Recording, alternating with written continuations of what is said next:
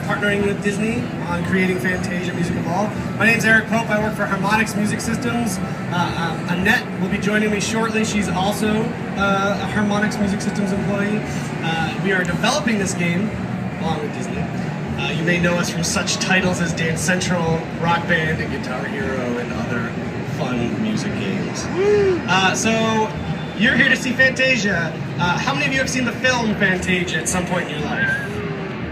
Okay, right. Probably when you're like 5 and you don't really remember it. That was my case. You remember little bits that are like ingrained in your brain, even though you haven't seen it in 20, 30 years. Fantasia is a pretty amazing property in that that's the case with pretty much everyone we've talked to. Is they've seen it, don't remember every detail of it, but it's definitely like in there. It's sort of like part of our pop cultural DNA. And so we're super happy at Harmonix to be able to get to help with this project. It's sort of a dream project for a lot of the people on the team. So I thought I'd give you a little backstory about Fantasia itself, just for some context. So bear with me if you think history is boring. So after Snow White, Walt Disney actually had a good amount of money, so he could stretch out and do some things creatively that other people were not doing or even thinking of doing. So for a couple years, he basically took stenographers with him everywhere he went, and they wrote down every idea he had for 2 or 3 years, and those ideas eventually became the film Fantasia. You remember Fantasia, it's made up of a bunch of vignettes. Each vignette is set to music, like a proto-music video, and they're music of the time, dipped from the pop culture of the time, so there's jazz, there's classical, and really groundbreaking animation. It wasn't just a film though. Walt created this technology called Fantasound, and Fantasound, if you were in a movie theater to see Fantasia, Fantasound would be 100 speakers surrounding you as you watched it. It was surround sound times a bunch before stereo even existed. So it was pretty amazing. Because it was so ahead of its time, it actually only got built out into 12 theaters across the country. So not a lot of people got to see Fantasia in Walt's original vision. But he also had this idea that I found this to be really interesting. Our subtitle is Music Evolved. His plan for Fantasia was for it to constantly be evolving, to live and breathe and keep going through the ages and reflecting the time it was in. So because it was made up of these vignettes, these sections, his thought was you could take out one of the sections, put in a new one that had been created, and that way it would always be fresh and always be new and always be contemporary and current. And I like to think, or we like to think, that had it been going on and on and on for these 70 plus years, Fantasia Music Evolved would be a perfect fit in that evolution. Maybe, I hope you'll, after the demo, you'll agree with me. So our game, Fantasia Music Evolved, has a similar structure. It's made up of a bunch of vignettes, scenes. We call them discovery scenes. But it actually also has an overarching storyline. You remember, everyone's familiar with the Sorcerer's Apprentice vignette from Fantasia. That's Mickey with the robes and the hat. So the sorcerer, the master of sorcerer in that, his name is Yen Sid, which is Disney backwards, FYI. And Yen Sid recruits you. He recruits you to be his new Sorcerer's Apprentice. You are the main character. You're not playing as Mickey Mouse, you're you. You are you. And never forget that. Mickey Mouse will be featured in the game, so don't worry about that. But no, the focus is on you and your creativity and your self-expression, interacting in this world made of music and magic and light and sound and motion. So if you want to jump up here, Annette, we can get rolling. So we have 2 of our discovery scenes here today, the Shoal and the Press. The Shoal is an underwater coral reef venue. The Press is a printing press.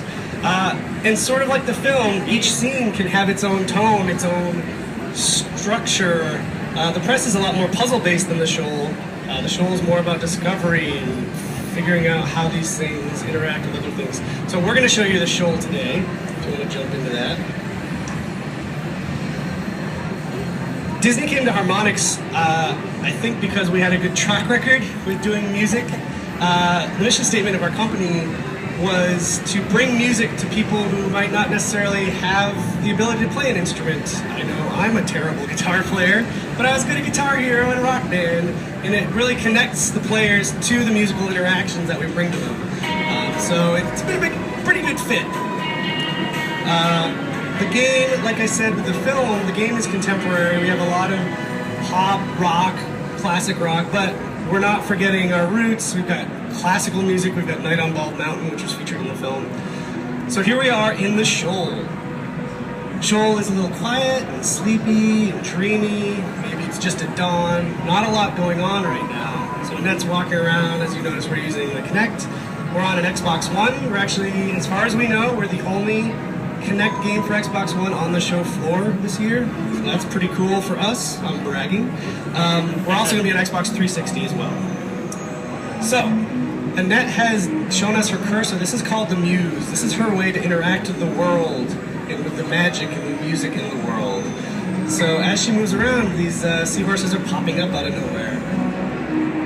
And if she keeps doing it, she'll be able to move them around and be rewarded. Interesting thing about the Muse, the cursor, is that it's three-dimensional. It's not just left and right.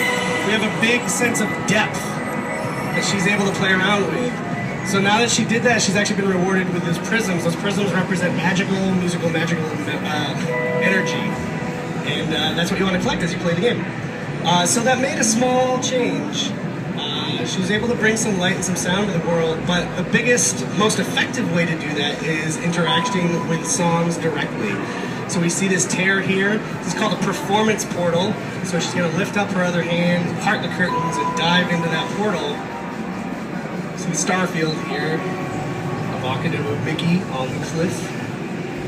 And we're going to go up to play. So if you can imagine magic, if it were a tangible thing in the real world, and if you could observe it scientifically, like through an electron microscope, this performance gameplay exists on that molecular magical level. It's a weird magic at its roots. And Annette is going to be directly interacting with Queen's Bohemian Rhapsody.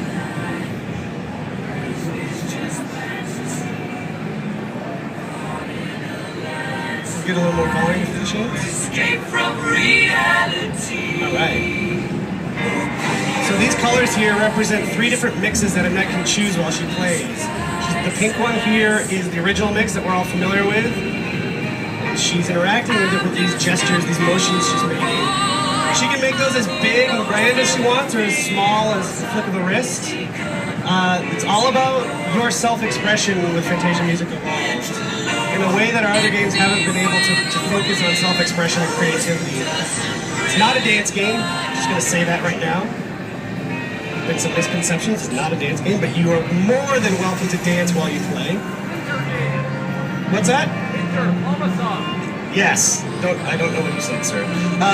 So Annette has chosen the symphonic orchestral mix for Bohemian Rhapsody. I'll give you a little listen to that. I'll shut up.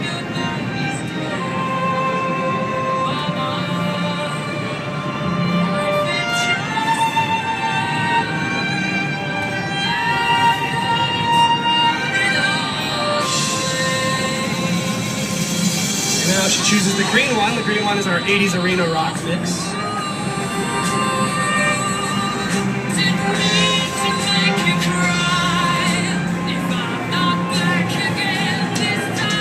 So these mixes are not just hard shifts.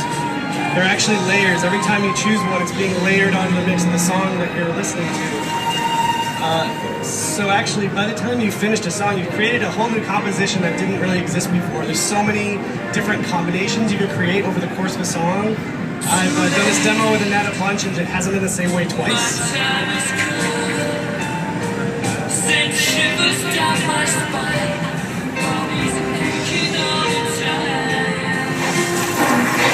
Alright, so this prism, again, like we saw in the Discovery World, prisms are full of magical energy, which you want to bust open and get into.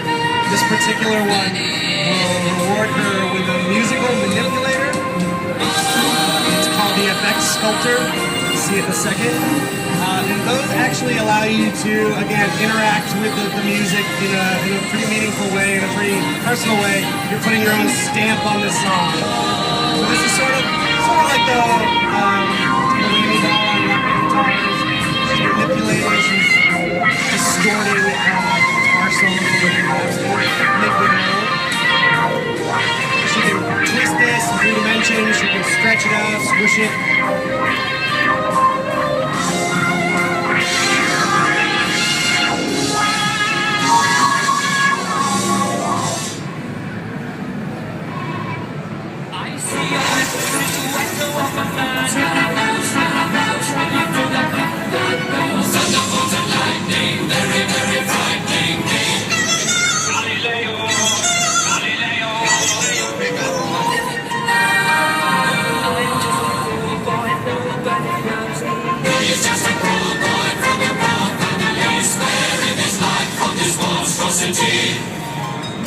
So that choice that you have is part of the creativity that you're allowed in our game that we haven't been able to often do in Central Rock Band as much.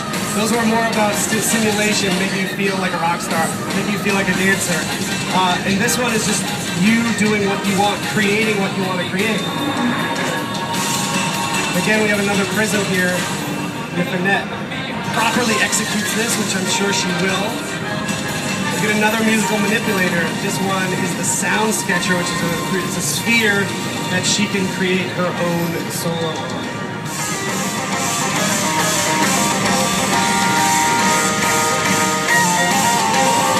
So we have this record function and playback function. So it's looping what she's just done with her movement.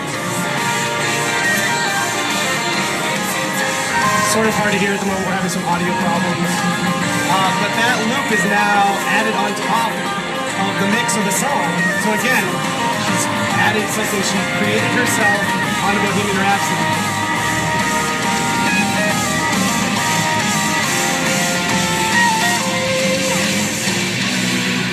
Something I should also say, I think some players in music games, in our experience, will have fun with the creativity and the open expression, but I think others will be more interested in high scores and leaderboards.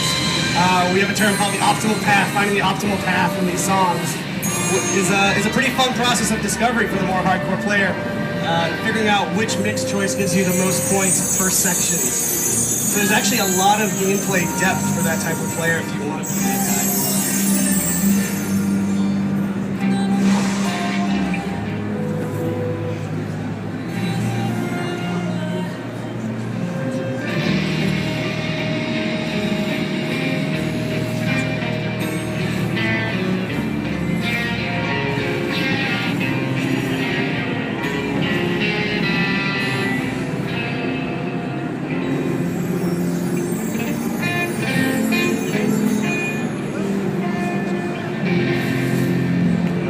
Let's have a hand for Annette.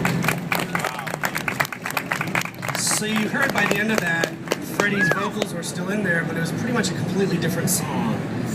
So Annette, that's basically Annette's Bohemian Rhapsody. So now that she's put all of her creativity and expression and energy into the song, it's actually feeding back out into the world. And this is creating a thing we call a transformation key. And with it, Annette can affect great change within our world. She swipes left, that coral reef spins up, and it's revealed to be a giant sea turtle. And now you can hear piano from Bohemian Rhapsody being added in the mix of the world. We see a lot more light, color, and now there's fish swimming around, and that's bringing life to this world that wasn't there before. So if we take a walk, this side of the show is still pretty sleepy. So again, we've got another performance portal for fun some nights. Unfortunately, we don't have a ton of time for our demo, so I'm going to cheat it as if Annette just got 100%, which she would have anyway. She's really good at this game. So again, you put your energy into the song, and the energy feeds back out into the world, bringing light and sound. It's a transformation key that she can interact with now. So she hovers over that, and if she swipes to the left, this cove that she couldn't previously go into is now opened up. Again, you see fish, you see color, you see light and sound. So now, if she wants to, she can dive into the cove. Down here, she's going to be taught a little piece-by-piece melody that she can create. She hovers over this coral. Pufferfish jump out of it. If she hits each of those, play a baritone saxophone part. And now this coral will spit out some fish that will actually give her samples from Some Nights, the fun song that we just finished. And these guys are clarinet samples recorded by our founder, Arana Gozi. given the different parts of this particular instrument, this fish instrument, she now can dive in here, and again we have a record state and a play state, and she can create her own melody out of these different fish.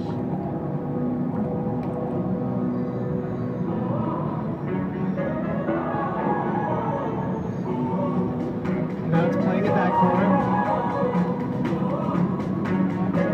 So if she likes it, we can back out of here. And this melody is, again, layered into the sound, the music mix of the world. And you see the fish there.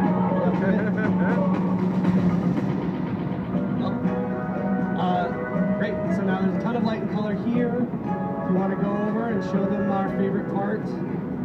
So on our turtle friend here, you see some clams. We're going to zoom in on them. I think after you guys see this, I think you'll see over the next year a lot of games copying this, a lot of games putting jazz clams in. I heard Call of Duty Jazz Clams is already in development. And now she's going to be able to interact here with different parts of a drum set.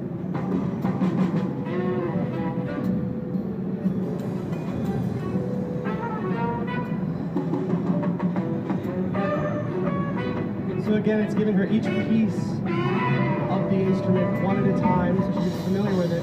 And now it's opened up completely for her to play with, create her own drum fills.